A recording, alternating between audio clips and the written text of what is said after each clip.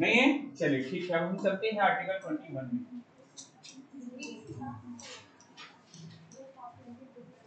Article 21 अनुच्छेद 21। अनुच्छेद 21 में हमने लिखा था no person shall be deprived.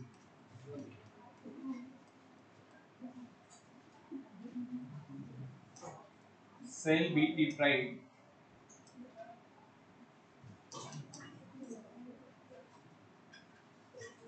no person shall be deprived from from his right to life, right to life and personal liberty except procedure established by law।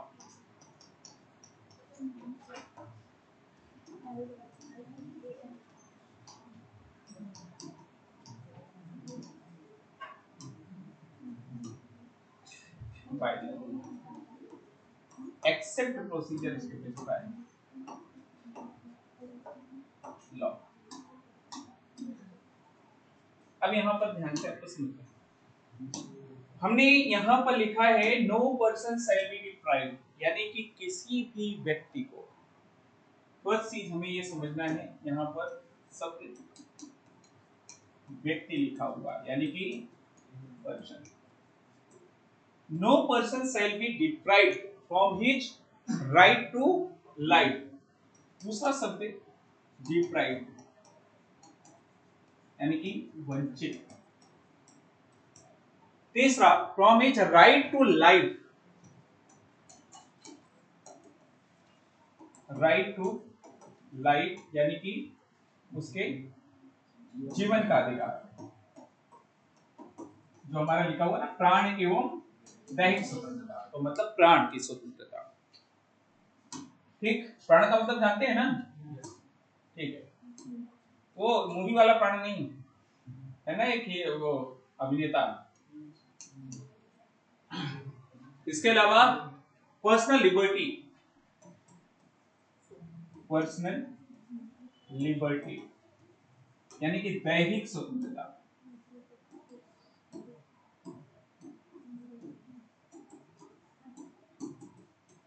दैहिक का मतलब देह, ये दैहिक किससे बना है? देह शब्द से। देह का मतलब शरीर। ठीक है,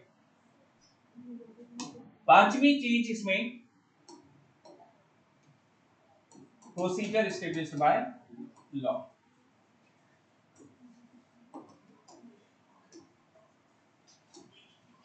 बाय लॉ इसका मतलब विधि द्वारा स्थापित प्रक्रिया।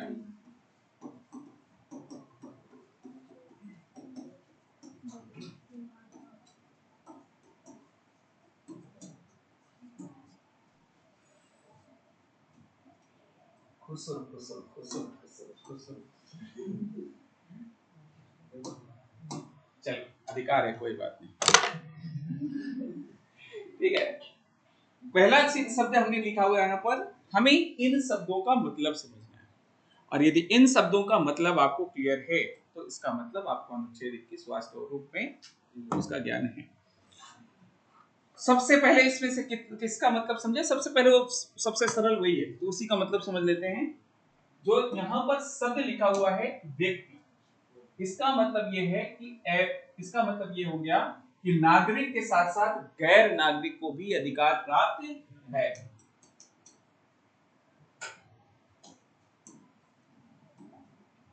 नागरिक प्लस गैर नागरिक, इसका मतलब ये हुआ कि जो हमारे देश का नागरिक है उसको तो प्राप्त है ही, और जो हमारे देश का नागरिक नहीं है उसको भी ये अधिकार प्राप्त है, citizen as well as non citizen. ठीक है, दूसरी चीज हमें ये समझना है यहाँ पर, उस चीज को समझने के लिए इसमें थोड़े कॉन्सेप्ट है, ठीक है समझ लेते हैं, कोई बात नहीं, इन्हीं को पहले समझ लेते हैं। दूसरा शब्द है डिप्राइव्ड। डिप्राइव्ड को हिंदी में क्या लिखा है हमने? वंचित।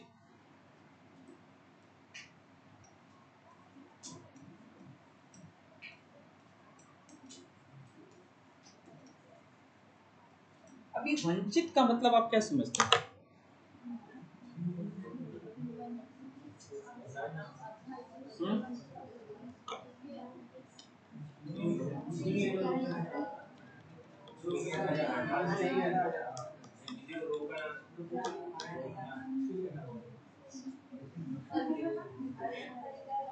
मान लो जैसे आप लोगों के यहाँ पे होता है, भाई बहन में नॉर्मली होता है कि यदि मान लीजिए भाई छोटा है, बहन बड़ी है, तो बड़ी बहन को या छोटे भाई को कई बार घर में चोरी चोरी किसी एक को आइसक्रीम आ जाती है, दूसरे को मत दिखाना। अब वो आइसक्रीम जब तक खा रही होती तब तक भाई पहुंच जाता है, और लड़ झगड़ के एक आध टुकड़े तो उसको ले लेता है। अब ये बताइए कि इसमें वंचित कौन है भी या नहीं है? हैं?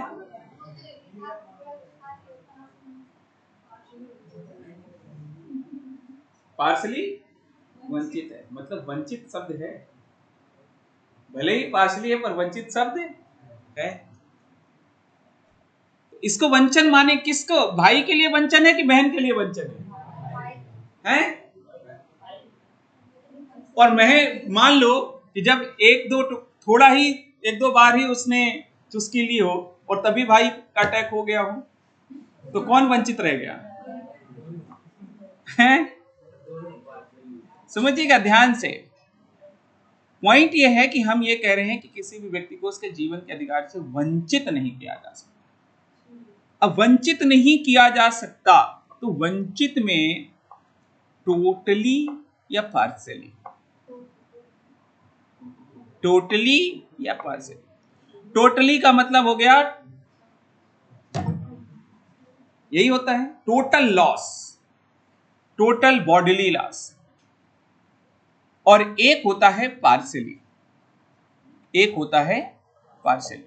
लेकिन इस चीज को समझने के लिए, वंचन को समझने के लिए हमें थोड़ा सा इसको समझना होगा, जीवन का अधिकार, यानी कि right to life. Right to life को ध्यान से आपको समझना है। आपने कभी ऐसे कुत्ते गली में खूब देखते होंगे, देखते हैं, बहुत सारे कुत्ते हैं, उनसे हम भी डरते हैं।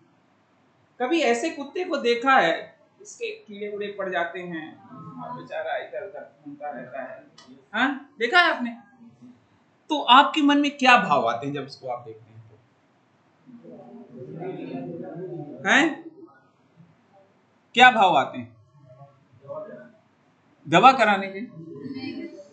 कितने कुत्तों को आज तक दवा कराया? देखते ही भगा देते हैं। क्यों? बेचारे के प्राण लटके हुए हैं और भी आप उसको दर्द दे देती हैं। फिर मन में आता है कि इससे अच्छा तो मर जाए तो ज्यादा ठीक है। ऐसा ही है ना, क्योंकि भटक रहा है, कोई सेवा तो करेगा नहीं उसकी, तो लगता है ना मन में कि एक भाव आते कि यार इससे अच्छा तो ये ना रहे तो ज्यादा ठीक है। अब एक में प्राण लटके हुए होते हैं, एक में प्राण लटके हुए होते हैं, समझिएगा ध्यान से। हमारा जो जीवन है, व्यक्ति का जो जीवन है, वो भी राइट टू लाइफ, जीवन के अधिकार में एक लाइफ जिसमें हम पूरा हमारा मतलब शरीर देह त्याग हो जाता है, हम मर जाते हैं, और दूसरे में मरणासन्न अवस्था में रहते हैं। मरणासन्न का अवस्था का मतलब खटिया में लेटे हुए हैं, न दैनिक क्रियाकलाप कर पा रहे हैं, घर वाले सारी चीजें लगे हुए हैं, सांस नली लगी हुई है, खाना जा रहा है, एक वो भी जीवन है। फिर ऐसे में तो लगता है यार कि सब परेशान है, उसको वो भी परेशान है, वो भी परेशान है। तो एक लाइफ होती है, मीन्स जैसे गली के कुत्ते हैं सामान्य रूप से, और एक वो वाली तो मरणासन्न अवस्था में जो कुत्ता है, वो जो मरणासन्न अवस्था में उसको तो कभी भी कोई भी मार करके चला जाता है, जैसे करेंगे कभी भगा देते हैं, भागो यहां से, ऐसा ही है ना। तो हमारी लाइफ में जीवन का अधिकार का मतलब क्या है? प्राण एवं दैहिक स्वतंत्रता। प्राण का तो मतलब ये होता है कि जब सब सांस अटकी हुई है, एक लाइफ जो नॉर्मल वे में लाइफ होती है, मीन्स डिग्निफाइड लाइफ, सम्मानित जीवन, और एक होता है मरणासन अवस्था, यानी कि कोई उसका सम्मान नहीं करता है, डिग्निफाइड लाइफ। और एक ये होता है कि पूरी लाइफ जीवन समाप्त हो गया। अब ये कौन सा जीवन का अधिकार कि सिर्फ सांस अटकी हो, बाकी हम उसको मतलब जैसे आप कहें ना कि उसको राक्षसों जैसे उसको रखें, जानवरों जैसे उसके बिहेव करें, और या तो मार दें। तो मार तो सकते नहीं क्योंकि जीवन का अधिकार है, और तो फिर जानवरों जैसे रखें, तो क्या जानवरों जैसे रख सकते हैं? तो जानवरों जैसे नहीं रखें, यह अधिकार तो हमारा संविधान कहीं नहीं दे रहा। हमारा संविधान तो सिर्फ इसकी देता है कि प्राण की स्वतंत्रता है, प्राण आपके अटके रहेंगे, मरने नहीं देंगे, आप मरने नहीं देंगे, क्योंकि अधिकार तो यही है ना कि मरने नहीं देंगे, आपकी सांस को हम नहीं ले सकते, इसके अलावा सब कुछ कर सकते हैं।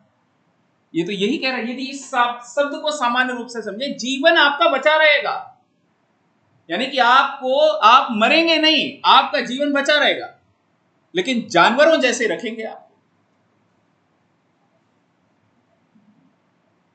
तो ये व्याख्या हुई, एक व्याख्या ये हुई, और दूसरी व्याख्या ये है कि सिर्फ जीवन प्राण अटके ना हो, एक गरिमामय जीवन जीना, एक डिग्निफाइड लाइफ जीना, एक हेल्दी लाइफ जीना, एक स्वास्थ्यवर्धक जीवन जीना, दोनों में अंतर है, क्योंकि एक में जानवरों जैसा और एक में इंसानों जैसा, एक में इंसानों जैसा।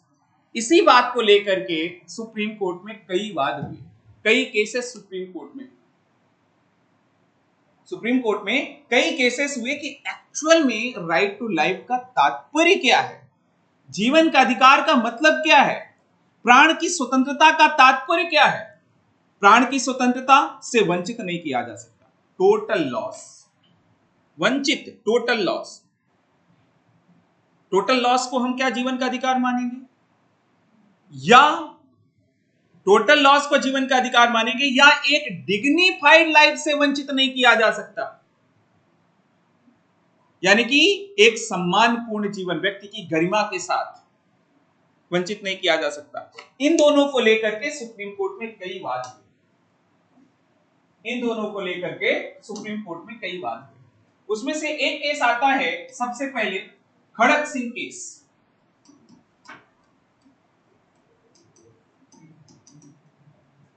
खड़क Singh versus state of UP, 1962 का केस है। इस केस में सुप्रीम कोर्ट कहता है, इस केस में सुप्रीम कोर्ट ये कहता है कि भैया लाइफ का मतलब नॉट मियरली एनिमल एग्जिस्टेंस,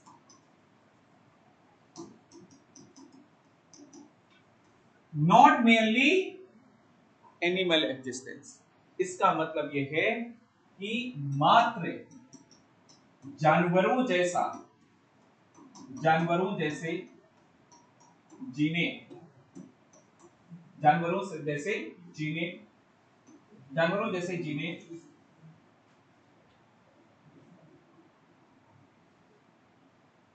का अधिकार नहीं। जीवन का अधिकार का मतलब मात्र जानवरों जैसे जीवन जीने का अधिकार नहीं है, तो फिर कैसे जीने का अधिकार है, इंसानों जैसे। तो जानवरों के साथ हम कैसा व्यवहार करते हैं, जानवरों को तो कभी जैसे कुत्ते गली से निकलते हैं, कुत्तों को कभी भी मार देते हैं, गाय बैल भेड़ बकरी इनको तो कभी भी मार देते हैं, तो ये तो जानवरों जैसा व्यवहार हुआ ना।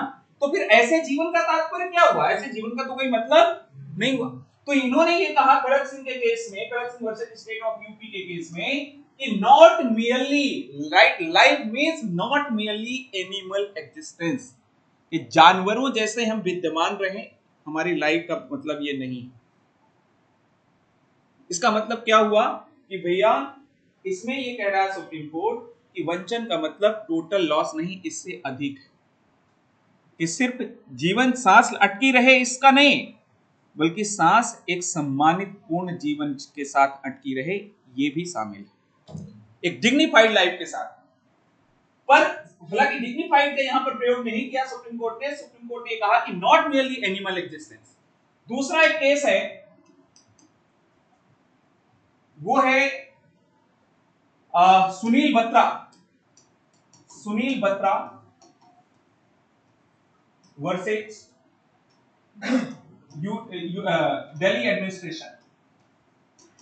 एडमिनिस्ट्रेशन। सुनील बत्रा बनाम दिल्ली प्रशासन, 1979 का केस है, 1979 का।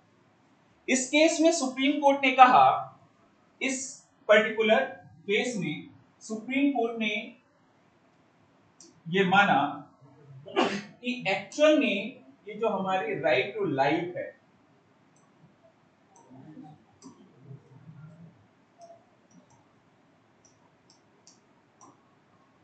ये जो जीवन का अधिकार है, अगेन जीवन के अधिकार में सिर्फ जीवन जीने का यानी कि टोटल लॉस शामिल नहीं है, टोटल लॉस शामिल नहीं है, बल्कि एक कैसा जीवन हमारा होना चाहिए, हेल्दी लाइफ होनी चाहिए।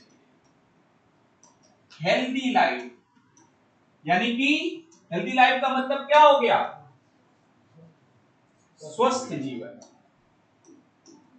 और यदि जानवरों जैसा कोई व्यवहार करेगा तो स्वस्थ जीवन रहेगा, असंभव ही नहीं, तो संभव ही नहीं। तो इस केस में सुप्रीम कोर्ट ने कहा कि भैया राइट टू लाइफ का मतलब एक हेल्दी लाइफ, स्वस्थ जीवन। और तीसरा एक केस है सुप्रीम कोर्ट का, Francis versus duty of Delhi, 1981 का केस है। इस केस में सुप्रीम कोर्ट ने कहा कि right to life means right to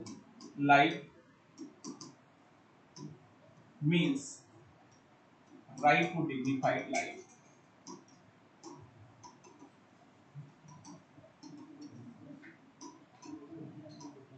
right to dignified life, right to dignified life यानी कि डिग्निफाइड लाइफ का मतलब गरिमा के साथ, गरिमामय जीवन, गरिमामय जीवन जीने का अधिकार।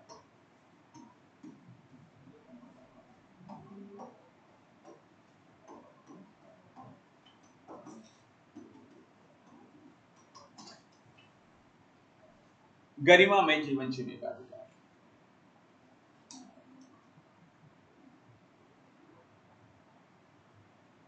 और इसीलिए सुप्रीम कोर्ट ने इसके बाद ये जो 3 केस हुए, विशेष रूप से ये वाला केस, इसके बाद तो आप ये समझिए कि सुप्रीम कोर्ट के जितने भी केसेस हुए सब में सुप्रीम कोर्ट ने लिबरल इंटरप्रिटेशन की। लिबरल यानी कि उदारवादी। और ऐसे कई अधिकार हैं जिनको अनुच्छेद 21 के तहत क्या माना, जीवन जीने का अधिकार माना। फॉर एग्जाम्पल सुप्रीम कोर्ट ने यह कहा कि राइट अगेंस्ट, या आप ये कह सकते हैं राइट अगेंस्ट पॉल्यूशन या right to get pollution free environment, यानी कि इसका मतलब यह हो गया कि शुद्ध पर्यावरण पाने का भी अधिकार व्यक्ति को है, क्योंकि शुद्ध पर्यावरण के बिना व्यक्ति जीवित नहीं रह सकता। शुद्ध पर्यावरण, क्योंकि उसके बिना व्यक्ति का जीवन संभव ही नहीं है। तो ऐसे कई अधिकार हैं जिसको सुप्रीम कोर्ट ने अलग अलग वे में व्याख्या की है।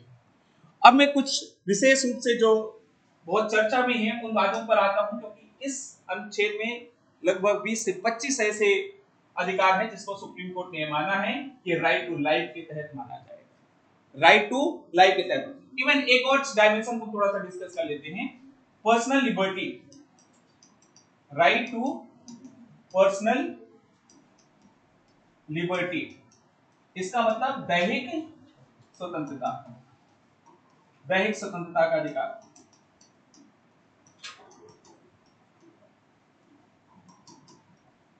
दैहिक स्वतंत्रता का अधिकार। अब ये दैहिक स्वतंत्रता का अधिकार का मतलब ये हो गया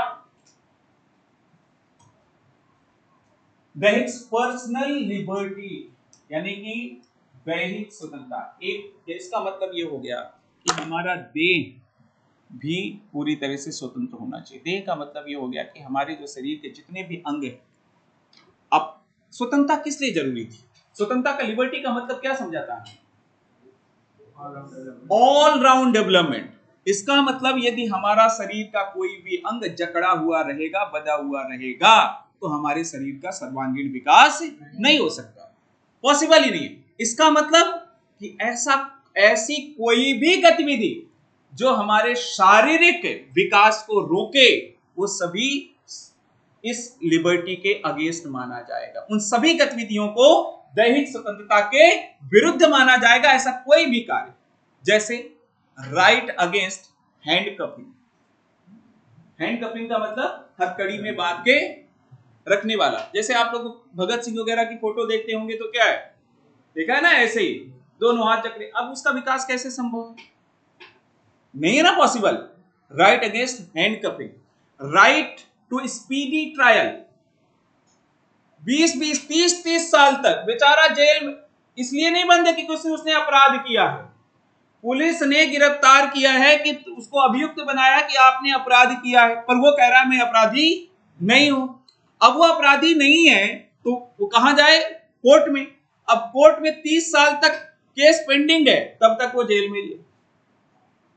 30 साल नंबर ही नहीं आया उसका और तब तक वो जेल में। मतलब उसका मामला अभी सुना ना, अपराधी घोषित नहीं किया गया, बिना अपराधी घोषित किए 30 साल रह गया। भैया कौन सा न्याय है? इसका मतलब कि आपने एक कमरे में कैद के रख दिया, उसका शारीरिक विकास, शारीरिक और मानसिक विकास रोक दिया। इसका मतलब क्या हुआ कि उसका दैहिक स्वतंत्रता के अधिकार का उल्लंघन हो रहा है। यदि विकास रुक गया, इसका मतलब दैहिक स्वतंत्रता, क्योंकि अपराधी नहीं है वो। अपराधी तो तब तक नहीं माना जाएगा जब तक कि वो साबित ना हो जाए। और आपने इस तो सुप्रीम कोर्ट ने कहा कि भैया राइट टू स्पीडी ट्रायल, यानी कि त्वरित सुनवाई का अधिकार भी राइट टू पर्सनल लिबर्टी में शामिल है। एक ऐसे अब आप लोग सुनते होंगे, रोड में एक्सीडेंट्स हो जाते हैं, और रोड में एक्सीडेंट हो जाते हैं तो हॉस्पिटल जाता है कोई, अचानक से कोई भी अनजान व्यक्ति है, कोई एक राहगीर है, गुड समरीटन जिसे कहा जाता है, राहगीर है, वो निकल रहा है, देखा एक्सीडेंट हो गया है, उठा के उसने हॉस्पिटल में कर दिया। अब हॉस्पिटल वाले कहते हैं पहले एफआईआर करा के आओ। तब तक तो निपट जाएगा भाई, तब तक तो निपट जाएगा ना। तो इसका मतलब क्या है? अगेन दैहिक स्वतंत्रता के विरुद्ध हो गया, जीवन के अधिकार के विरुद्ध हो गया। तो उसमें यह भी कहा गया कि भैया उसको right to get medical aid, यानी कि उसे चिकित्सकीय सहायता पाने का अधिकार होगा, और यदि नहीं दिया जाता तो ये उसके अधिकार का उल्लंघन माना जाएगा। ऐसे ही जेल्स वगैरह में ये कहा जाता है कि भाई बड़े बुरी स्थिति में रहा जाता है। ये अधिकार कहता है कि जेल में भी जो जीवन यापन करने के लिए सामान्य चीज, सामान्य का मतलब जो बेसिक जरूरतें हैं, वो सारी जेल में भी प्रदान की जाएं, और नहीं प्रदान की जाती इसका मतलब वो उसके पर्सनल लिबर्टी के विरुद्ध हो गया, या जीवन के अधिकार के भी विरुद्ध हो गया वो। तो ऐसे कई अधिकार हैं जिनको सुप्रीम कोर्ट ने विभिन्न वादों में लिबरल इंटरप्रिटेशन के माध्यम से, यानी कि उदारवादी व्याख्या के माध्यम से सुप्रीम कोर्ट ने कहा है कि अनुच्छेद 21 के तहत इनको भी right to life and personal liberty के तहत माना जाएगा। अब उसमें से भी कुछ मुद्दे को मैं लोड करके आता हूं। एक अधिकार है राइट टू प्राइवेसी का, राइट टू प्राइवेसी का, राइट टू प्राइवेसी यानी कि गोपनीयता का अधिकार।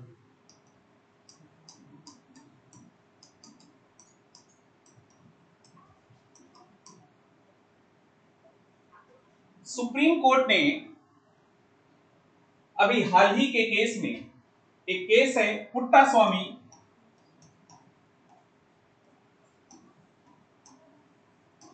वर्सेज यूनियन ऑफ इंडिया, 2017 के केस में सुप्रीम कोर्ट ने माना कि राइट टू प्राइवेसी क्या है हमारा अनुच्छेद 21 के तहत एक क्या है मौलिक अधिकार है। मौलिक अधिकार।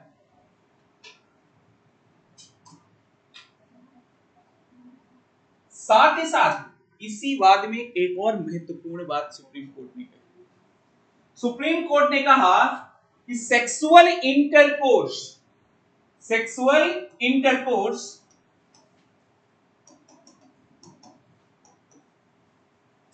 Is a part of right to privacy.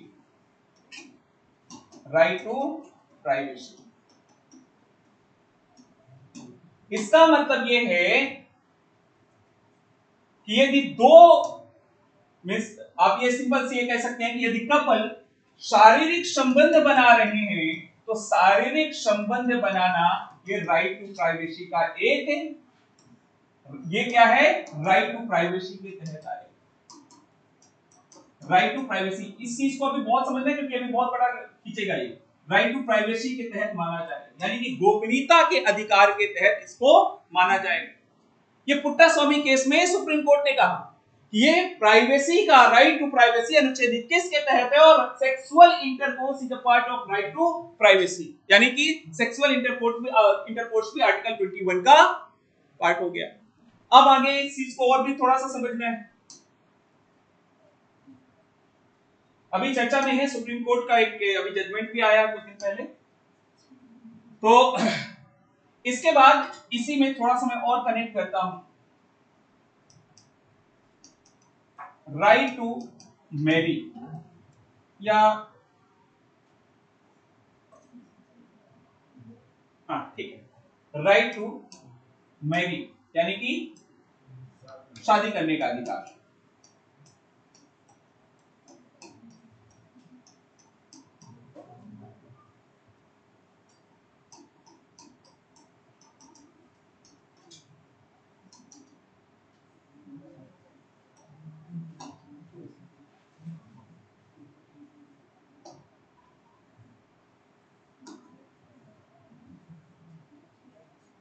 शादी करने का अधिकार एक 2018 का जजमेंट है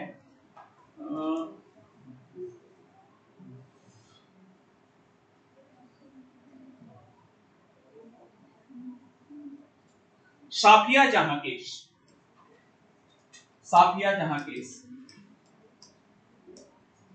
वर्सेस अशोकन है उस केस में सुप्रीम कोर्ट ने यह माना कि विवाह करने का अधिकार यानी कि शादी करने का अधिकार आर्टिकल 21 के तहत right to life and personal liberty के तहत माना जाएगा। हालांकि ये डिस्प्यूटेड इसलिए है कि शादी के बिना ऐसा कौन सा व्यक्ति है जो जीवित नहीं रह सकता।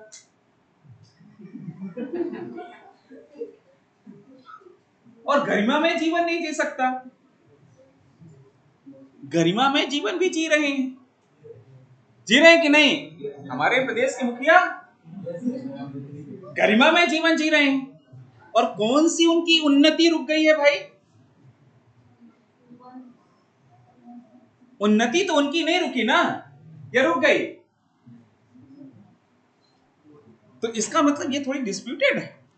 सुप्रीम कोर्ट में भी कहीं ना कहीं यहां पर हो सकता है कि गलती की हो निर्णय देने, क्योंकि ये थोड़ा सा डिस्प्यूटेड लग रहा है। अब इसकी जांच करेंगे हम कि डिस्प्यूटेड है या नहीं। एनीवे, अभी यहीं तक सीमित रहिएगा। एक केस है 2018 का ही है, right to marry of his personal choice, of his or her personal choice,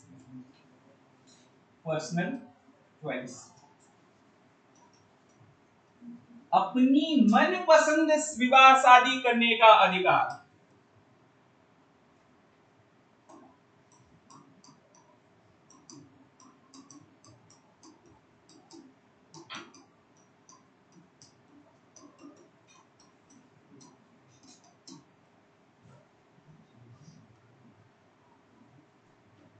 एक केस है सुप्रीम कोर्ट का, हादिया केस उसको बोला जाता है।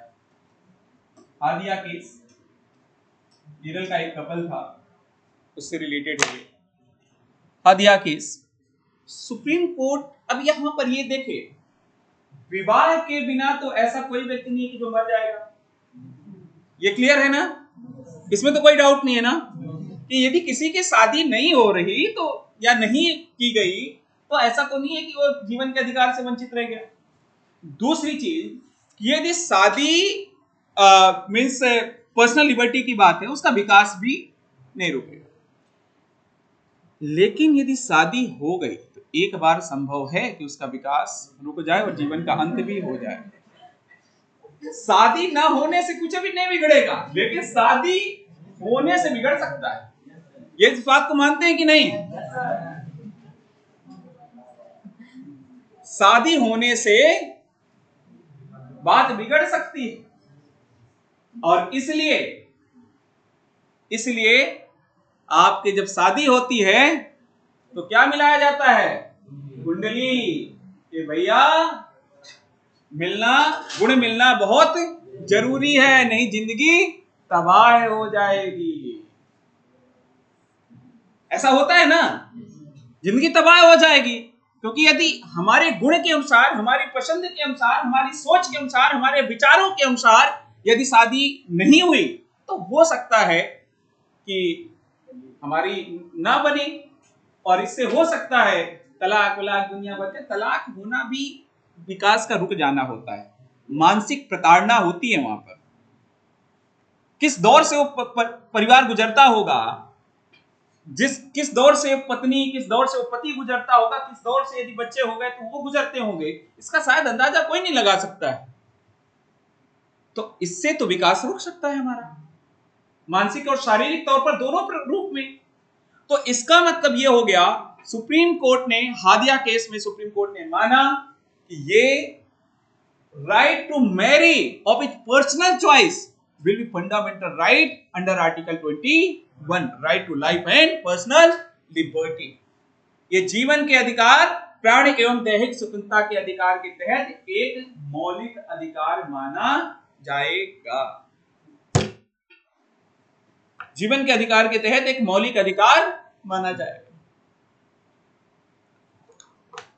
अब एक और चीज यहां पर,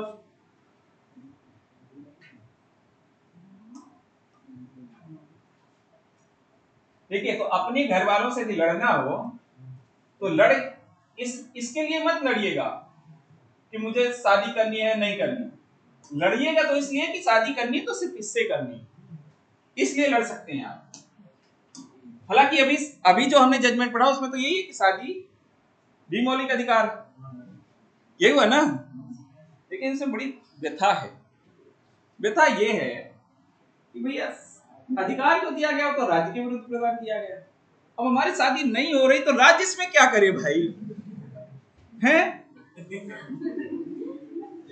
राज्य क्या करे? बड़ी दिक्कत हो जाएगी राज्य के लिए यदि ऐसा कर दिया जाएगा तो। सरकार के खिलाफ कोर्ट, सुप्रीम कोर्ट में सरकार हमें लड़की शादी के लिए प्रदान करे, सरकार हमें लड़का प्रदान करे शादी के लिए। सरकार कहेगी भैया सरकार करेगी क्या, इससे अच्छा सरकार भंग कर दो, हम कहां से ये करेंगे? ये तो, और वो भी मौलिक अधिकार, ये तो बहुत बड़ी दिक्कत हो जाएगी। एनीवे, आगे के भी कुछ केसेस देखते हैं। वो तो होता है ना, क्या कहते हैं, सामूहिक विवाह जो होता है सरकार कराती है। तो सामूहिक विवाह कराती है, उसमें सरकार ये नहीं कहती हम लड़की लड़का प्रदान करेंगे। भाई यदि कोई शादी करना चाहता तो हम उसका खर्चा इकट्ठा करवा सकते हैं। समाज के कर्मिक वर्ग हैं, वंचित वर्ग हैं।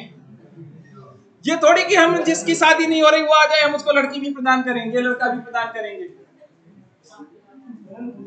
ये तो अन्याय भी हो जाएगा भाई, प्रैक्टिकली पॉसिबल नहीं है ये। एनीवे, ठीक है। हाँ, वो दूसरे परिप्रेक्ष्य में सरकार, सुप्रीम कोर्ट ने हालांकि कहा था कि विवाह एक जो है मौलिक अधिकार है और उसे आप वंचित नहीं कर सकते, बट एनीवे ठीक है। और आते हैं कुछ केसेस में।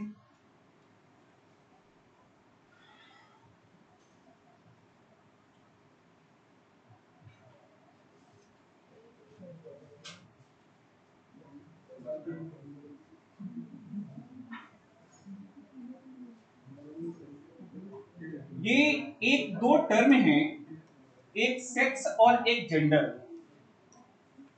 एक जेंडर, हिंदी में शायद दोनों को लिंग शायद कहा जाता है, पर इंग्लिश में दो शब्द हैं, एक सेक्स और एक जेंडर। इन दोनों में अंतर है, इन दोनों में अंतर है। शायद ये अंतर आप नहीं जानते होंगे, पर अंतर है। इस दुनिया में कोई भी, ध्यान से समझिएगा, इस दुनिया में कोई भी दो शब्द एक नहीं हो सकते। कोई भी दो शब्द एक नहीं हो सकते। सिमिलरिटी हो सकती है, बट वो सिमिलरिटी इनकम्प्लीट सिमिलरिटी होगी, उनको इनकम्प्लीट सिनोनिमस बोला जाता है, अपूर्ण पर्यायवाची। इनमें अंतर है। सेक्स जो होता है, लिंग जो होता है, वो जन्म के आधार पर निर्धारित होता है, लड़का है या लड़की। लेकिन जो जेंडर है, ये उसके ओरिएंटेशन और बिहेवियर के आधार पर निर्धारित होता है।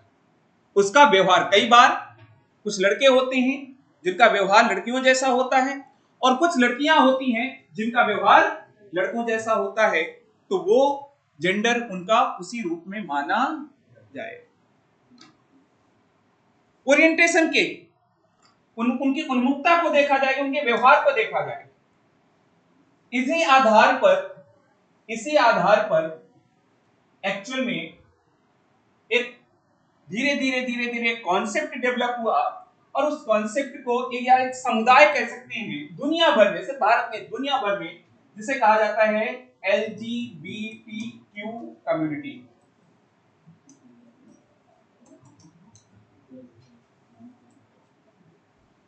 यानी कि LGBTQ समुदाय, या समुदाय, संप्रदाय नहीं, समुदाय। यानी कि समुदाय का मतलब क्या होता है? समूह। एक ही तरह के कुछ लोग जब इकट्ठा हो जाते हैं तो समूह बन जाता है, समुदाय बन जाता है। तो L for lesbian, B for G for gay, B for bisexual, T for transgender,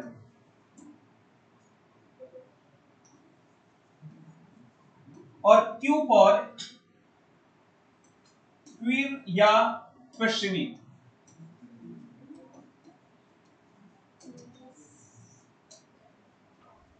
LGBT community basically, यदि यहां पर हम बात करें, ये एक्चुअल में ओरिएंटेशन और बिहेवियर के बेसिस पर है, और बेसिकली सेक्सुअल ओरिएंटेशन के बेसिस पर ये कम्युनिटी बनी। LGBT कम्युनिटी में भी लेस्बियन की कम्युनिटी अलग होती है, गे की कम्युनिटी अलग, इनकी कम्युनिटी अलग, इनकी कम्युनिटी अलग, इनकी कम्युनिटी अलग, और कॉमन रूप से यदि जुड़ जाए तो ये कम्युनिटी अलग एक कम्युनिटी क्यों कहा गया? क्योंकि नॉर्मल जो ट्रेडिशनल पैटर्न है, ट्रेडिशनल पैटर्न ये है कि एक लड़का और लड़की का विवाह होता है, ट्रेडिशनल पैटर्न यही है। तो ट्रेडिशनल पैटर्न से एक अलग इनका ओरिएंटेशन है, इसलिए इनको क्या कहा गया? LGBT community. जब लड़की लड़की से शादी करती है तो उनको लेस्बियन, लड़का लड़का के साथ शारीरिक संबंध बनाता है तो उसको गे, बायसेक्सुअल, यानी कि उसका ओरिएंटेशन लड़का और लड़की दोनों के लिए है। कोई लड़की है तो लड़की और लड़का दोनों के साथ, प्लस इसके साथ साथ T दैट फॉर ट्रांसजेंडर, यानी कि आप ये कह सकते हैं कि उसका परिवर्तित स्वरूप जो वास्तव में नहीं है, ओरिएंटेशन की बात अगेन। और इसके बाद जो है क्यूर, क्वेश्चनिंग को एक प्रकार से माना जाता है कि आप ये कह सकते हैं कि जो निर्धारित ना हो, निर्धारित नहीं, यानी कि उसका बिहेवियर लड़का का है या लड़की का है, ये इस आधार पर, तो उसको क्या कहा जाता है? क्यूर कहा जाता है। ये कम्युनिटी बन गई है दुनिया भर में, और ये दुनिया भर में जो समुदाय है, दुनिया भर के जो देश हैं, एक्चुअल में दुनिया भर के देश जो अधिकार प्रदान करते हैं, वो सामान्य रूप से लड़का और लड़की के आधार पर अधिकार प्रदान किए जाते हैं। लेकिन दुनिया भर में अब धीरे धीरे इस प्रकार के समुदाय में तेज गति से इस समुदाय के लोगों के द्वारा भी अधिकारों की मांग की जाने लग गई। और उसमें सबसे बड़ा पॉइंट यह है विवाह। सबसे बड़ा पॉइंट विवाह, यानी कि शादी। और शादी दुनिया भर में, अगेन मैं रिपीट कर रहा हूं, दुनिया भर के ज्यादातर देशों में, अब तो फिर भी थोड़ा सा फ्रीडम मिल गई है, दुनिया भर के ज्यादातर देशों में ट्रेडिशनली जो पैटर्न रहा था कि शादी विवाह का जो पंजीकरण होता है, रजिस्ट्रेशन होता है, वो लड़का और लड़की की शादी का विवाह का पंजीकरण होता है सामान्य रूप से। और इवन जो धार्मिक मान्यताएं हैं, विवाह क्या है? विवाह सिर्फ एक लीगल स्टेटस नहीं, विवाह सोशियो रिलीजियस लीगल स्टेटस है, सामाजिक, धार्मिक और कानूनी। यानी कि सामाजिक मान्यता भी होती है, धार्मिक मान्यता भी होती है और कानूनी मान्यता भी होती है। अब पॉइंट यह है कि जो इस तरह की कम्युनिटी है, ये विवाह के लिए दुनिया भर के देशों में अलग अलग जो वहां के जो लोग हैं समुदाय से रिलेटेड, अपनी सरकारों से मांग करते हैं कि हमें सामाजिक और धार्मिक मान्यता तो नहीं है, पर कानूनी मान्यता आप प्रदान कर सकते हैं, कानूनी मान्यता आप प्रदान कर सकते हैं। और एक बार यदि कानून के द्वारा किसी को मान्यता प्राप्त हो गई तो धीरे धीरे सामाजिक मान्यता को स्वीकार कर लिया जाता है। ऐसा है और हमारे देश में भी ये बड़ा चर्चा का विषय है। हमारे एक आपराधिक कानून है सीआरपीसी, आईपीसी, ये धारा है, धारा 377 थी एक्चुअल में, अभी भी है, ठीक है, धारा 377। उस धारा 377 में होमोसेक्सुअलिटी यानी कि एक ही जेंडर के लोगों के द्वारा शारीरिक संबंध बनाने को अपराध माना गया है। इस धारा 370 में यदि एक ही यानी कि लड़की लड़का, लड़की लड़की, लड़का लड़का यदि शारीरिक संबंध बनाते हैं तो ये क्या माना जाएगा? समलैंगिकता जिसे बोला जाता है हिंदी में, समलैंगिकता। तो यदि इसमें समलैंगिकता को क्या किया गया है? अपराध डिक्लेयर किया गया है। अब इस धारा के विरुद्ध सुप्रीम कोर्ट में एक केस होता है कि ये धारा पूर्णतः असंवैधानिक है क्योंकि ये मानव अधिकारों के विपरीत। ये हमारे, क्योंकि एक्चुअल में हमने अभी क्या डिस्कस किया, पुट्टास्वामी केस में सुप्रीम कोर्ट ने क्या कहा कि right to privacy is a part of right to fundamental right of life, right to life and personal liberty and right to and the sexual orientation, वहां पे सेक्सुअल इंटरकोर्स लिखा है क्या, उसको ओरिएंटेशन कर लीजिएगा, शब्द इंटरकोर्स ठीक नहीं है, सेक्सुअल ओरिएंटेशन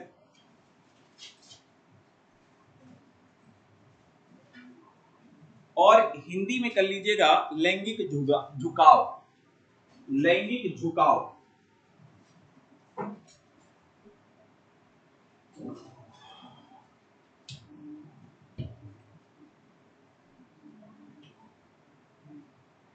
हालांकि है वही चीज थोड़ा बहुत, पर ठीक है, बहुत चीजें वो हो जाती हैं फिर। और उस केस में कहा कि सेक्सुअल ओरिएंटेशन जो है ये राइट टू प्राइवेसी का पार्ट है।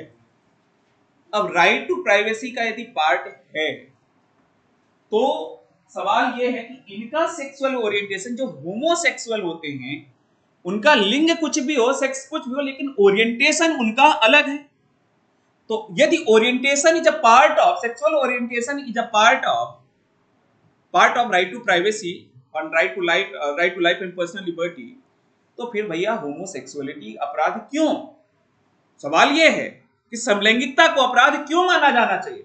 और एक केस होता है, उसे कहा जाता है Navtej Singh case, Navtej Singh Johar versus Union of India case. इस केस में सुप्रीम कोर्ट धारा 370 को डिक्रिमिनलाइज कर देता है। डिक्रिमिनलाइज का मतलब यह हो गया कि धारा होमोसेक्सुअल की समलैंगिकता को अपराध नहीं माना जाएगा। होमोसेक्सुअलिटी को सुप्रीम कोर्ट ने क्या कहा कि इसको अपराध, समलैंगिकता को अपराध नहीं माना जाएगा।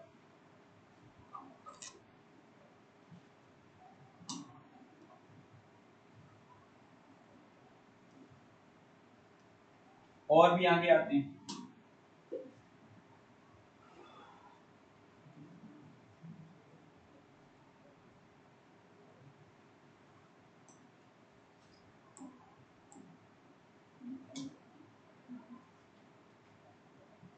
देखिए, जो एलजीबीटी कम्युनिटी के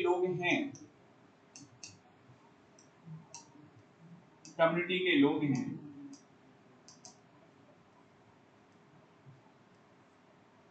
और जो सामान्य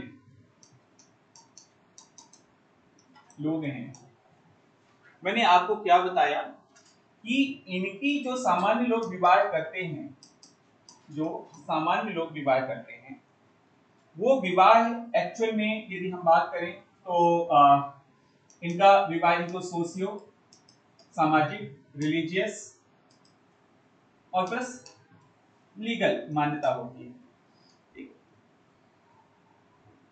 और ये एक्चुअल में विवाह ही कहा जाता है, लड़का और लड़की का सामान्य रूप से विवाह होता है।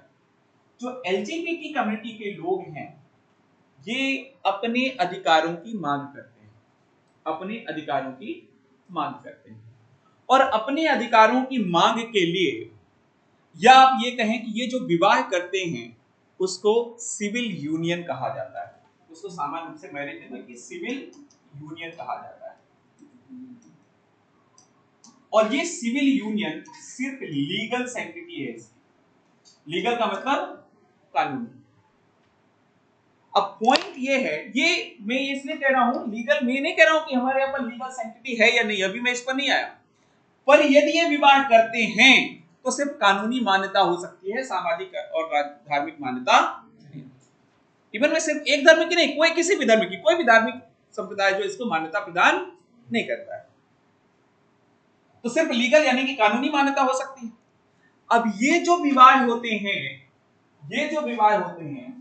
हमारे देश की यदि हम बात करें तो हमारे देश में इन विवाहों का पंजीकरण होता है, रजिस्ट्रेशन होता है। जब आपकी शादी होगी तो शादी होने के तुरंत पश्चात विद इन 1 मंथ आप अपना रजिस्ट्रेशन करवा लीजिएगा कि भैया हमारा विवाह हो चुका है। अभी कानूनी बाध्यता हो गई है, सबको करवाना जरूरी है। तो अब ये विवाह रजिस्ट्रेशन कराने के बाद बहुत सारे सरकार के फायदे मिलते हैं, जैसे संपत्ति में भागीदारिता बन जाती है, इनहेरिटेंस, एडॉप्शन, यानी कि जैसे एडॉप्ट करना है बच्चों को कहीं पर भी, किसी एडॉप्शन का एक आजकल क्या हमेशा से नया कॉन्सेप्ट चला, किसी के बच्चे को अपने नहीं हो रहे तो दूसरे के बच्चे को एडॉप्ट कर लेना, गोद ले लेना जिसे कहा जाता है। इनहेरिटेंस का मतलब हमारे पिता की संपत्ति पुत्र और वधू दोनों को जाना। ऐसे बहुत से फायदे, अधिकार जो हैं, कानूनी अधिकार सामान्य रूप से प्राप्त हो जाते हैं। किससे? यदि मैरिज का रजिस्ट्रेशन हो गया, विवाह का पंजीकरण हो गया।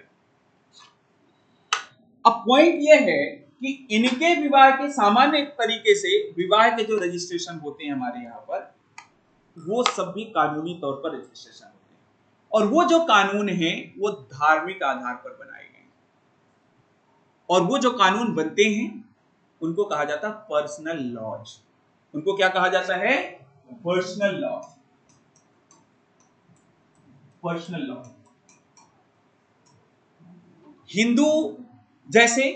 हिंदुओं का जो विवाह होता है उसके लिए हिंदू मैरिज एक्ट 1955 बना हुआ है, हिंदू विवाह अधिनियम 1955, जिसके आधार पर हिंदुओं की शादी यानी कि हिंदू कपल्स की शादी को कानूनी वैधता प्रदान की जाती है, और वो विशेष रूप से हिंदू धर्म में के अनुसार संचालित होती है।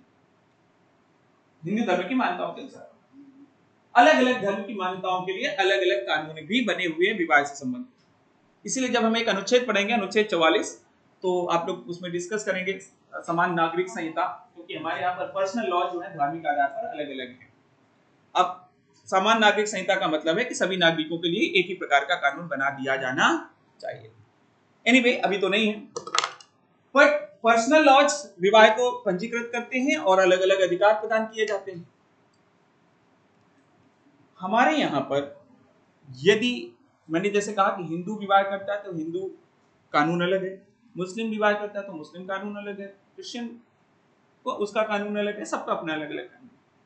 लेकिन पॉइंट ये उठता है कि यदि एक पंथ धर्म का व्यक्ति दूसरे धर्म के व्यक्ति के साथ शादी करता है, यानी कि हिंदू किसी महिला मुस्लिम महिला के साथ या मुस्लिम महिला पुरुष किसी हिंदू महिला के साथ या मीन्स इंटर रिलीजियस आप कह सकते हैं, इंटर कास्ट होता है, इंटर रिलीजियस मैरिज यदि होती है। इंटर कास्ट में तो चल जाता है क्योंकि कास्ट में वो धर्म सेम हो जाता है, लेकिन धर्म यदि परिवर्तित हो गया, धर्म परिवर्तित का मतलब कि लड़का का धर्म अलग लड़की का धर्म अलग, और यदि इस प्रकार से विवाह होते हैं तो उसका पंजीकरण कैसे होगा, ये बड़ा सवाल है। तो उसके पंजीकरण के लिए हमारे यहां पर एक कानून है जिसको कहा जाता है स्पेशल मैरिज एक्ट 1954, विशेष विवाह अधिनियम 1954। उस विशेष विवाह अधिनियम 1954 के तहत शादियां विवाह होते हैं। अब इसमें भी एक पॉइंट है, पॉइंट ये है कि जो इंटर रिलीजियस मैरिजेज होती हैं उनके लिए तो विशेष विवाह अधिनियम 1954 के तहत रजिस्ट्रेशन हो जाता है, कानूनी मान्यता प्रदान कर दी जाती है, कानूनी मान्यता प्रदान कर दी जाती है। और वो कानूनी मान्यता प्रदान करने का मतलब ये है कि सभी प्रकार के अधिकार प्राप्त होंगे क्योंकि आपके मैरिज का रजिस्ट्रेशन हो गया। लेकिन अब पॉइंट ये है कि ये एलजीबीटी कम्युनिटी के जो भी लोग हैं जो विवाह करते हैं वो भी कह रहे हैं कि भैया हमको विशेष विवाह अधिनियम 1954 में शामिल किया जाए क्योंकि हमारा भी विवाह विशेष है। क्योंकि आप समझिएगा, विशेष विवाह अधिनियम कोई भी धर्म दूसरे धर्म में विवाह करने की अनुमति प्रदान नहीं करता, कोई भी धर्म हो। यदि तो इसका मतलब अपने धर्म में विवाह करो, उसके लिए तो धार्मिक अलग अलग कानून बने गए हैं, पर्सनल लॉ। लेकिन वो हमारा संविधान तो इसका अधिकार देता है। संविधान कहता भैया जिसको जहां मर्जी 18 साल जो विवाह की आयु 21 वर्ष यदि उसके ऊपर हो गए तो आपकी जहां मर्जी जिससे मर्जी उससे शादी कर लो आप, यानी कि चाहे किसी भी धर्म में आप कर लो।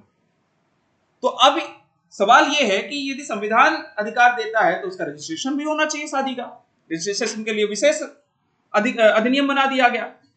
अब पॉइंट ये है, ये कह रहे हैं कि भैया एलजीबीटी कम्युनिटी कि हमको भी मान्यता आप प्रदान कीजिए, हमें भी विशेष विवाह अधिनियम के तहत शामिल कीजिए और हमारी शादियों को भी रजिस्टर कीजिए। लड़की लड़की से शादी कर रही है, लड़का लड़का साथ से शादी कर रहा है तो उसका भी पंजीकरण होना चाहिए, और पंजीकरण होने का मतलब कानूनी मान्यता आप प्रदान हमें भी कीजिए। कानूनी मान्यता प्रदान हो जाएगी तो सभी अधिकार भी हमें प्राप्त हो जाएंगे। तो इसके लिए सुप्रीम कोर्ट में केस फाइल किया जाता है कि हमें लीगल जो है मान्यता प्रदान की जाए, कानूनी मान्यता प्रदान की जाए, हमारे विवाह को भी रजिस्टर किया जाए।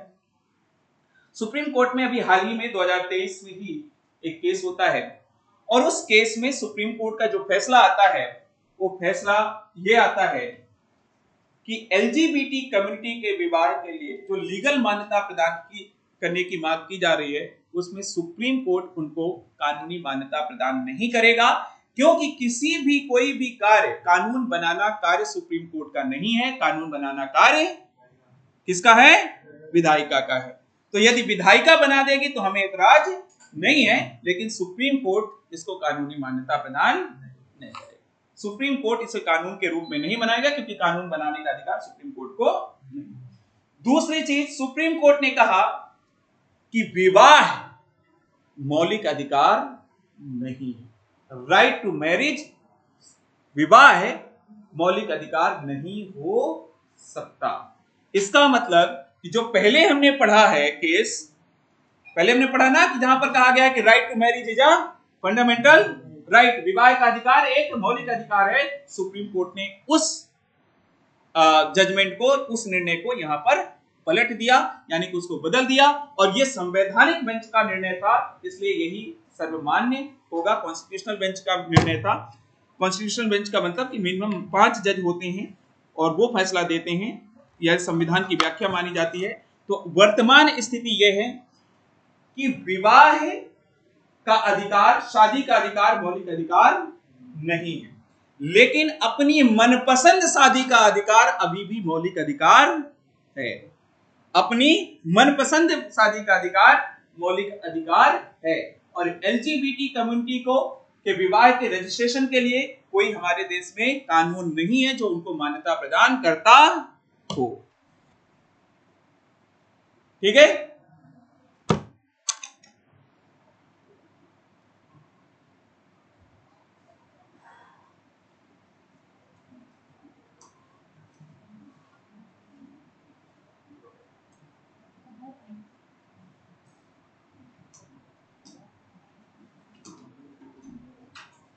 अब इसके बाद right to life and personal liberty में तो हमने पढ़ लिया। अभी एक और एस्पेक्ट डिस्कस करना है। एक एस्पेक्ट बचा हुआ है ना, कौन सा? हाँ, बाकी सब सारे हो गए ना एस्पेक्ट। एक एस्पेक्ट बन गया, कौन सा? विधि द्वारा स्थापित प्रक्रिया, प्रोसीजर एस्टेब्लिश्ड बाय लॉ।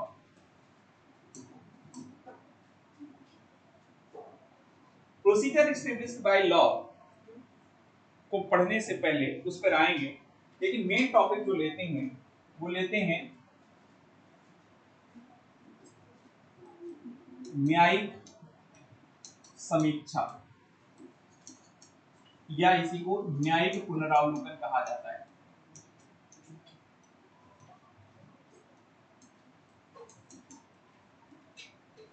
न्यायिक पुनरावलोकन, या इंग्लिश में कहा जाता है जुडिशियल रिव्यू।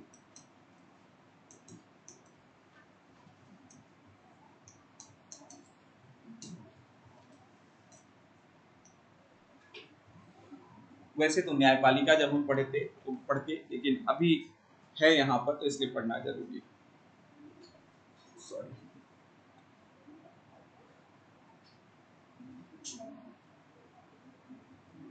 देखिए यहाँ पर लिखा हुआ है समीक्षा या पुनरावलोकन।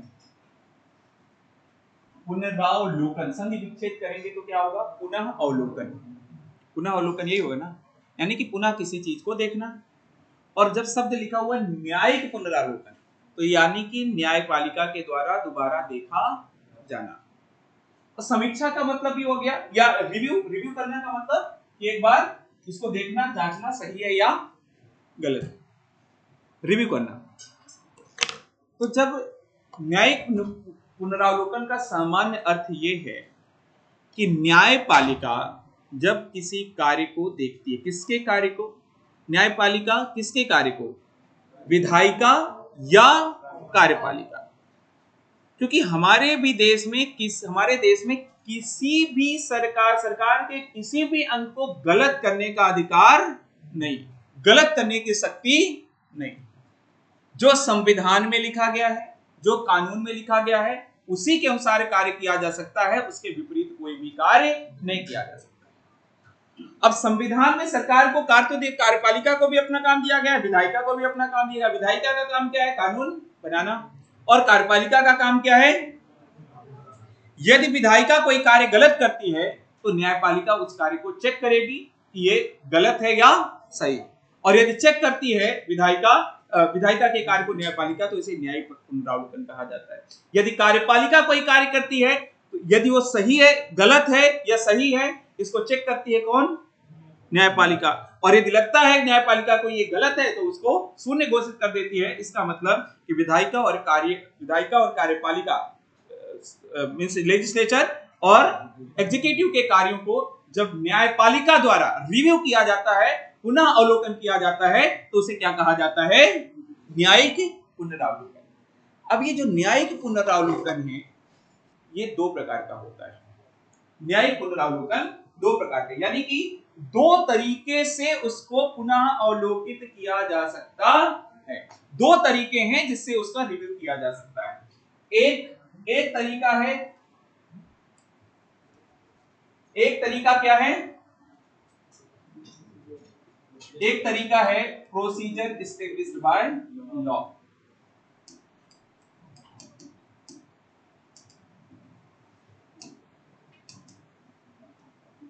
यानी कि विधि द्वारा स्थापित प्रक्रिया।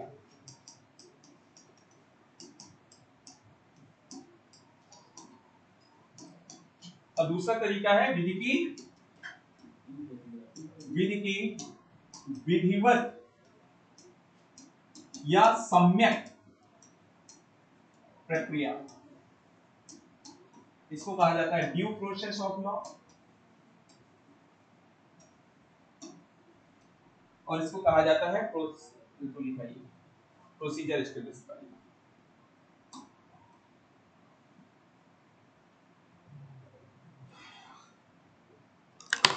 देखिए अभी अपने देश से इसका कोई मतलब नहीं है। अभी मैं भारत का नाम नहीं लूंगा, भारत का जब नाम लूंगा तब अपने आप आए। ये एक सिद्धांत है जो दुनिया भर की पॉलिटी में इसका प्रयोग किया जाता है। अब दुनिया भर में या तो इसका किया जाएगा या तो इसका किया जाएगा, या दोनों का मिश्रण किया जाएगा। मिश्रण पॉसिबल नहीं है, पर लगभग मिश्रण ही होता है। प्रोसीजर एस्टेब्लिश्ड बाय लॉ, विधि द्वारा स्थापित। मैंने आपको क्या कहा कि विधायिका और प्लस कार्यपालिका, इनके कार्यों को रिव्यू किया जाएगा किसके द्वारा? न्यायपालिका। प्रोसीजर एस्टेब्लिश्ड बाय लॉ कहता है विधि द्वारा स्थापित प्रक्रिया, विधि द्वारा स्थापित प्रक्रिया। ये कहता है कि भैया विधि बनाने का अधिकार किसको है? किसको है? विधायिका को। ये किसको है? विधायिका को। अब विधायिका को जो विधि बनाने का अधिकार है, उसकी प्रक्रिया भी दी हुई होती है कि किस प्रक्रिया से बनाएंगे आप, उसकी प्रोसेस क्या होगी। हमारे संविधान में प्रक्रिया दी गई है कि कानून कैसे बनेगा। जैसे लोकसभा में जाएगा, राज्यसभा में जाएगा, राष्ट्रपति के सिग्नेचर होंगे, एक प्रक्रिया दी गई। अब ये विधि बनाने का अधिकार विधायिका को है, और विधायिका विधि बना सकती है, और विधि बना करके किसका निर्धारण कर सकती है? प्रक्रिया का निर्धारण कर सकती है। प्रक्रिया का, प्रोसीजर का निर्धारण कर सकती है। इसका मतलब ये प्रोसीजर किसके लिए? जो इसको क्रियान्वित करेगा, जो इसको क्रियान्वित करे। क्रियान्वित कौन करेगा? कानून को कौन क्रियान्वित करेगा? कार्यपालिका, एग्जीक्यूटिव। कार्यपालिका इसका विधि का क्रियान्वयन करेंगे, कानून का क्रियान्वयन करेंगे। तो इसमें यह कहा गया है कि ये विधि द्वारा स्थापित प्रक्रिया कहती है कि विधायिका ने जो विधि बनाई है, यदि कार्यपालिका ने, समझिएगा ध्यान से, विधायिका द्वारा बनाई गई विधि के प्रक्रिया के अनुसार ही कार्यपालिका को कार्य करना होगा। इसका मतलब कार्यपालिका मनमानी तरीके से कार्य नहीं कर सकती, और यदि कार्यपालिका मनमानी तरीके से कार्य करेगी तो न्यायपालिका उसको रिव्यू करेगी। और यदि ये पाया जाता है न्यायपालिका के द्वारा कि कार्यपालिका ने मनमानी तरीके से कार्य किया है, तो न्यायपालिका उसको शून्य घोषित करेगी। इसका मतलब है कि कार्यपालिका कहेगी कि भैया आपने प्रक्रिया का पालन नहीं किया है, और इसलिए जैसे मैंने आपको किस दिन बताया था कि न्यूज क्लिक क्या है, वो न्यूज क्लिक के वो जो मालिक है, फाउंडर, उनको पुलिस ने अरेस्ट कर लिया था, और सुप्रीम कोर्ट ने क्या कहा कि इनको तुरंत तत्काल प्रभाव से इनको जेल से छोड़ा जाए, क्योंकि आपने गिरफ्तारी के में प्रक्रिया का पालन नहीं किया, और प्रक्रिया का पालन नहीं किया, इसलिए आपको छोड़ना पड़ेगा। इसका मतलब ये हुआ कि ये कार्यपालिका जो है, ये प्रोसीजर एस्टेब्लिश्ड बाय लॉ कहता है कि भैया कार्यपालिका मनमानी तरीके से कार्य नहीं कर सकती है। थोड़ा सा और अभी आगे समझ में आएगा। ये प्रोसीजर एस्टेब्लिश्ड बाय लॉ। दूसरा सिद्धांत कहता है, दूसरा सिद्धांत ये कहता है, दूसरा सिद्धांत ये कहता है, यहां पर हमने क्या कहा कि विधायिका को विधि पारित करने का अधिकार है, विधायिका को विधि पारित करने का अधिकार है। अब पॉइंट ये है कि यदि विधायिका जो विधि बनाती है, विधायिका जो विधि बनाती है वो अनरीजनेबल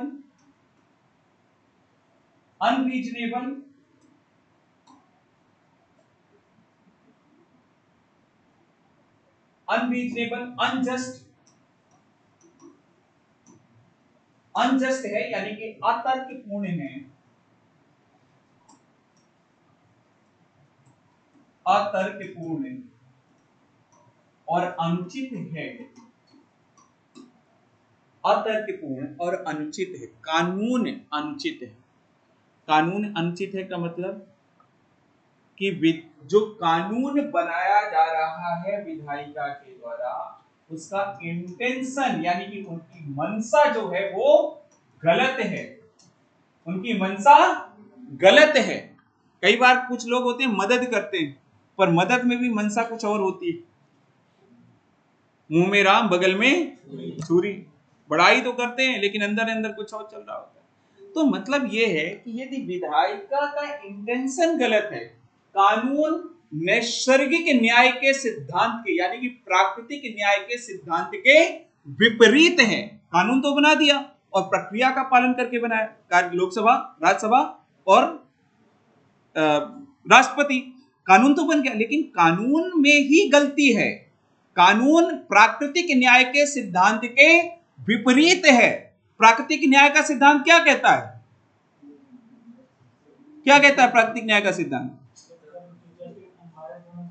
अनबायस्ड होना चाहिए, दोनों पक्षों को सुना जाए। और यदि कानून में लिख दिया जाता है कि भैया नहीं, एक पक्ष का सुन करके निपटा दो, ये तो नैसर्गिक न्याय के सिद्धांत के विपरीत हो गया ना। लेकिन कानून में ऐसा लिखा है, तो क्या ऐसे कानून को कार्यपालिका, समझिएगा यहां पर तो हमने कहा कि कार्यपालिका मनमानी नहीं कर सकती, पर क्या विधायिका मनमानी कर सकती है? प्रोसीजर एस्टेब्लिश्ड बाय लॉ कहता है कि जब न्यायपालिका के पास यह सिद्धांत होगा, न्यायपालिका के पास यह सिद्धांत होगा, तो न्यायपालिका कानून कैसा बना है इस पर कोई प्रश्न नहीं उठाएगा, यानी कि कानून सही है या गलत, उस पर कोई प्रश्न नहीं है। कानून में जो प्रक्रिया दी गई है, कार्यपालिका ने उसका पालन किया है या नहीं किया है। यदि कार्यपालिका ने पालन नहीं किया है तो यह माना जाएगा कि मनमानी है और इसलिए इसको शून्य घोषित किया जाएगा। लेकिन कानून यदि अनुचित है तो इसको शून्य घोषित नहीं किया जाएगा, क्योंकि विधायिका को विधि बनाने का अधिकार है। यह सिद्धांत कौन सा है? विधि द्वारा स्थापित प्रक्रिया, प्रोसीजर एस्टेब्लिश्ड बाय लॉ। लेकिन ये विधि द्वारा, ये विधि की विधिवत प्रक्रिया, विधि की विधिवत का मतलब होता है भैया उचित होनी चाहिए, अनुचित नहीं। कानून भी उचित होना चाहिए। और ये कहता है, विधि की विधिवत प्रक्रिया का सिद्धांत कहता है कि न्यायपालिका को जुडिशियल रिव्यू का यानी कि न्यायिक पुनरावलोकन का अधिकार सिर्फ मनमानी कार्यपालिका के विरुद्ध ही नहीं बल्कि मनमानी विधायिका के प्रति भी होगा। इसका मतलब यह हुआ कि ना तो मनमानी तरीके से कार्यपालिका कार्य कर सकती और ना ही मनमानी तरीके से विधायिका कार्य कर सकती। तो जब दोनों के कार्यों को, ध्यान से समझिएगा, जब दोनों के कार्यों को, विधायिका और न्यायपालिका दोनों यदि मनमानी करते हैं तो दोनों के मनमानी कार्य को रिव्यू किया जाता है किसके द्वारा? न्यायपालिका के द्वारा। तो वो सिद्धांत कौन सा है? विधि की विधिवत प्रक्रिया यानी कि विधि की सम्यक प्रक्रिया या ड्यू प्रोसेस ऑफ लॉ। लेकिन जब न्यायपालिका द्वारा सिर्फ मनमानी कार्यपालिका के विरुद्ध रिव्यू किया जाता है, मनमानी विधायिका के प्रति नहीं, तो उस सिद्धांत को क्या कहा जाता है? विधि द्वारा स्थापित प्रक्रिया यानी कि प्रोसीजर एस्टेब्लिश्ड बाय लॉ। ठीक है, दो अलग अलग कॉन्सेप्ट हैं। ये कॉन्सेप्ट बेसिकली, या इवन आप ये कह सकते हैं कि विधि की विधिवत प्रक्रिया बराबर विधि द्वारा स्थापित प्रक्रिया प्लस मनमानी विधायिका, मनमानी विधायिका के कार्य का पुनरावलोकन।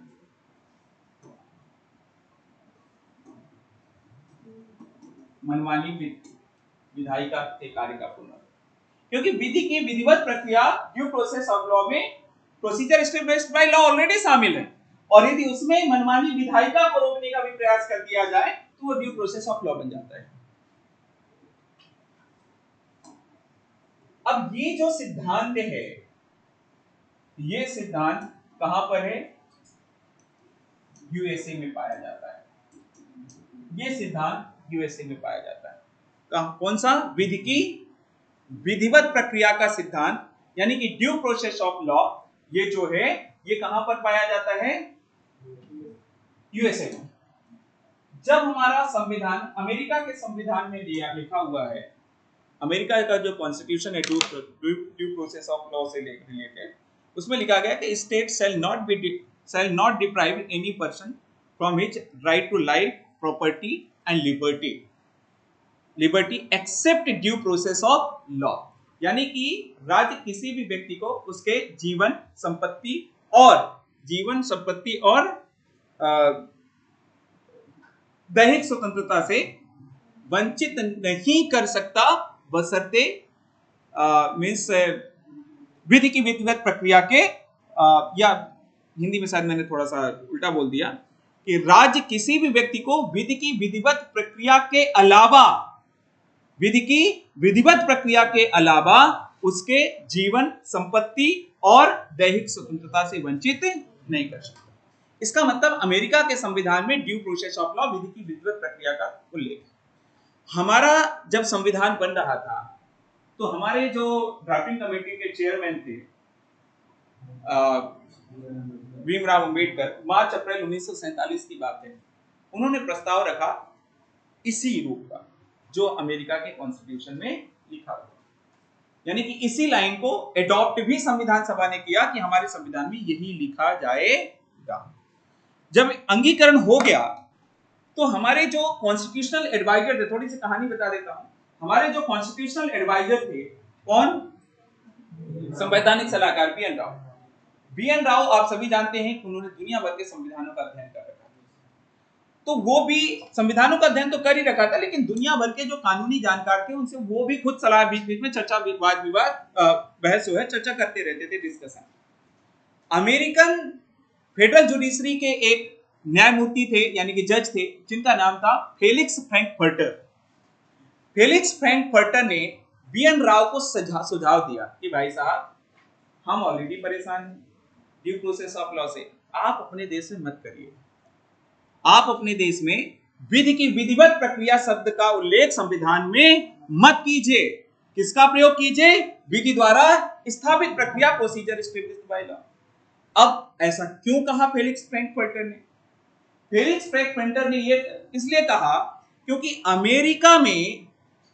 अमेरिका का जो सिद्धांत है वो हमारे देश के सिद्धांत से अलग था। उसके दो कारण थे। उसके दो कारण ये थे कि अमेरिका एक तो पहले से ही विकसित राष्ट्र के रूप में था, हम नए राष्ट्र के में उदय हो रहे थे, हमारा उदय हो रहा था, हम जन्म ले रहे थे राष्ट्र के रूप में। देश में गरीबी, भुखमरी, बेरोजगारी बहुत सारी थी। दूसरा, फेलिक्स फ्रैंकफर्टर ने कहा कि हमारे देश में भैया जो सिद्धांत है, विधायिका, कार्यपालिका और न्यायपालिका, 3 अंग होते हैं, और तीनों अंगों में जो सुप्रीमेसी है वो जुडिशियल सुप्रीमेसी है, यानी कि न्यायिक सर्वोच्चता है। न्यायपालिका सर्वोच्च मानी जाती है। और जहां पर आप हैं, आपने एडॉप्ट किया है कौन सा? ब्रिटेन वाला मॉडल। और ब्रिटेन में का जो सिस्टम है, जो एबिडाइसी का सिद्धांत है, जो रूल ऑफ लॉ है, वो रूल ऑफ लॉ यानी कि विधि का शासन का सिद्धांत कहता है कि संविधान की सर्वोच्चता होनी चाहिए। यही है ना कॉन्स्टिट्यूशनल सुप्रीमेसी। और हमने एडॉप्ट भी किया था कॉन्स्टिट्यूशनल सुप्रीमेसी की, ना तो कार्यपालिका सर्वोच्च होगी, ना न्यायपालिका सर्वोच्च होगी, और ना ही विधायिका सर्वोच्च होगी। हमारे यहाँ पर तीनों बराबर होंगे, शक्तियों का आपस में पृथक्करण होगा, अपनी अपने दायरे पे सब काम करेंगे। तो हमारे यहां पर संवैधानिक कॉन्स्टिट्यूशनल सुप्रीमेसी अडॉप्ट की जा रही है। और दूसरी बात एक और कि आप समझे कि लोकतंत्र में कानून बनाने का अधिकार किसको होता है? लोगों को। और विधायिका क्या है? लोगों के प्रतिनिधि। तो विधायिका निर्धारित करे ना, विधायिका निर्धारित करना मतलब जनता निर्धारित कर रही। अब देश की जनता सही और गलत का फैसला अपने आप करेगी। जुडिशरी कौन होती है सही गलत का फैसला करने वाली? जुडिशरी को जनता नहीं चुनती है। जनता किसको चुनती है? विधायिका को। तो विधायिका यदि कानून बना रही है तो उस कानून को सर्वोच्च माना जाना चाहिए, उस कानून पर प्रश्नगत नहीं किया जाना चाहिए, क्योंकि कानून बनाना विधायिका का काम है। विधायिका मतलब जनता, और जनता यदि कानून बना रही है तो कानून के ऊपर प्रश्नगत नहीं होना चाहिए। प्रश्नगत होना चाहिए कि उस कानून का सही तरीके से क्रियान्वयन हो, और यदि सही तरीके से क्रियान्वयन नहीं हो रहा तो उस पर आप प्रश्न उठा सकते हैं, लेकिन कानून बनाने का अधिकार जनता के पास ही होना चाहिए। दूसरी चीज, यदि आप ड्यू प्रोसेस ऑफ लॉ रख लेते हैं हमारे यहां पर, तो ड्यू प्रोसेस ऑफ लॉ कहता है कि भैया विधि की विधिवत प्रक्रिया, कोई भी कानून पारित होगा हर व्यक्ति पहुंच जाएगा सुप्रीम कोर्ट। अब ऐसे में तो कोई कानून टिक ही नहीं पाएगा, क्योंकि हर कानून की अपनी एक कुछ लिमिटेशन होती है, हर कानून की लिमिटेशन होती है। अब हमारे देश में किसी को कह दिया जाए कि भैया आपको खाने का अधिकार है, हर व्यक्ति पहुंच जाएगा सुप्रीम कोर्ट। अब भाई इतनी भुखमरी की समस्या है हमारे देश में। अब भुखमरी जो है ना, वो गरिमा के विरुद्ध जीवन है, गरिमामयी जीवन नहीं है, वो इनडिग्निफाइड लाइफ है। तो अब कोई रोज तो जितने भूख हमारे देश में भिखारी वो सब पहुंच जाएगी कोर्ट में। सरकार हमें नौकरी दे, सरकार कहां से देगी भाई? तो हर चीज की भी एक लिमिटेशन होती है, और इसीलिए कहा गया कि ड्यू प्रोसेस ऑफ लॉ, यानी कि हमारे देश में, हमारे देश के संविधान के अनुच्छेद 21 में फिर ड्यू प्रोसेस ऑफ लॉ यानी कि विधि की विधिवत प्रक्रिया को हटा करके संविधान के अनुच्छेद 21 में क्या लिख दिया गया? प्रोसीजर एस्टैब्लिश्ड बाय लॉ, यानी कि विधि द्वारा स्थापित प्रक्रिया और विधि की विधिवत प्रक्रिया का उल्लेख संविधान में नहीं किया गया। लेकिन अभी मामला यहीं खत्म नहीं होता। लेकिन आप में से सिर्फ 4-5 लोग हैं जो पढ़ रहे हैं, इसलिए मेरा भी मन अब धराशायी हो गया। आप लोग उत्साह नहीं दिखा रहे हैं, तो इसलिए मैं क्लास को आज यहीं रोकता हूं, ठीक है? और कल हम इसको कंटिन्यू करेंगे।